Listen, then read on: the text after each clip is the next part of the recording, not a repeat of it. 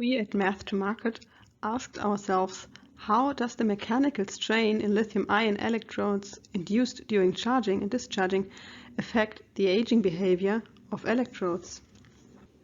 To tackle this question, we induced, together with a group of Professor Vanessa Wood at the ETH in Zurich, the EU-funded project SOLVED.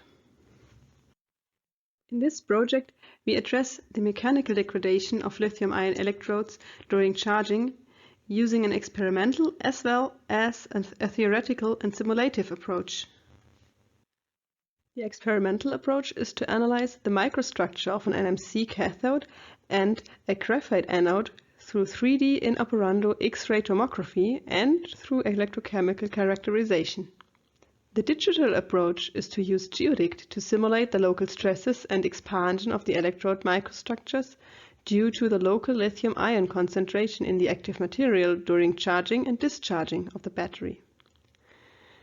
The simulation monitors and predicts the influence of microstructural changes on the battery performance.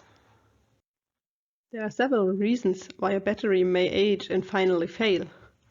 One important mechanism contributing to this aging is mechanical degradation.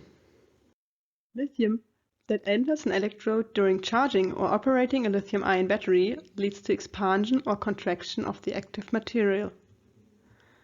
The local lithium concentration determines the extent of this expansion or contraction that causes mechanical stresses on the micro and macro scale.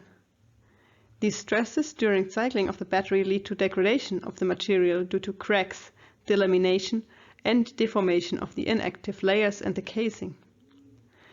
The altered microstructure is said to age, and it suffers from capacity loss and damaging effects like lithium plating. If a battery is cycled, of course, these degradations sum up during each cycle. To simulate the cycling, we start with a charging simulation using the BatteryDict module of GeoDict. This gives us the local lithium concentration at each point in the active material. The resulting local concentration field is now fed into the FieldMath solver in GeoDict to calculate the resulting local stresses and the expansion of the structure induced by the differences in the local lithium concentration. The deformed geometry is now given back to the battery Lear solver in BatteryDict for further charging of the material. After that, we perform another expansion step and so forth. We repeat this until the battery cell is fully charged. Thanks to our cooperation with the group of Professor Wood at the ETH, we have the opportunity to validate our simulations with experimental data. The experimental data consists of two major parts. First, in operando X-ray tomography measurements of an NMC cathode and a graphite anode.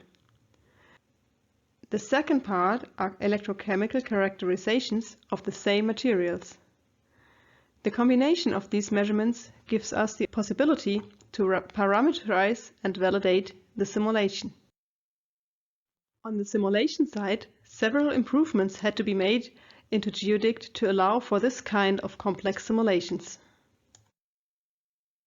To speed up the computation, the Lear solver in GeoDict is adapted for battery charging simulations.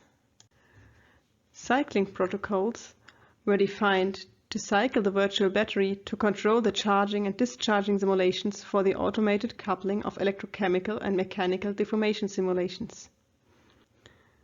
And the well-established GeoDict workflow of importing, processing, and analyzing 3D image data of battery materials is expanded by using powerful structure generators to create realistic digital twins of the battery materials and a virtual battery.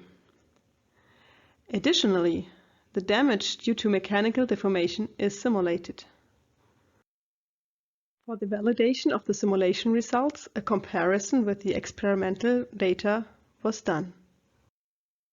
The simulated expansion of a cutout of the graphite anode is compared with the corresponding in operando measurements to validate the simulation.